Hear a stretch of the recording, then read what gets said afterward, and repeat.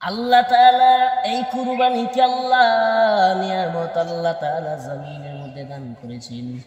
কুরবানির পশু আল্লাহর কাছে কান্না করে কয়, হে মালিক, আল্লাহ তাআলা কুদরতের মালিক, আয় আল্লাহ,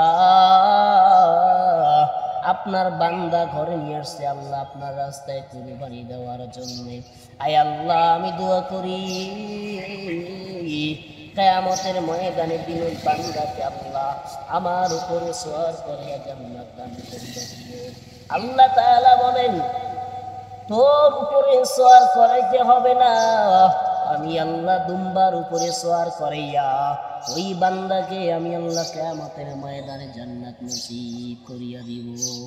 কুরবানি দেনওয়ালাদেরকে আল্লাহ তাআলা বলেন, ও আশিকের দল, যারা আমার রাস্তায় কুরবানি দিয়েছো, আল্লাহ তাআলা কুদরতের মালিক বলেন, তাদেরকে এত সুন্দর করে সুসম্মান করে আল্লাহ তাআলা দাওয়াত করেন। ওই গোশত আল্লাহর বান্দারা জমিনের মধ্যে ভক্ষণ করতে পারেন। কুরবানির গোশত এমন সুন্দর আল্লাহ তাআলা বরকত দিয়েছেন, বান্দা জমিনের মধ্যে আল্লাহ তাআলার নিয়ামত জমিনের মধ্যে পান করেন। আল্লাহ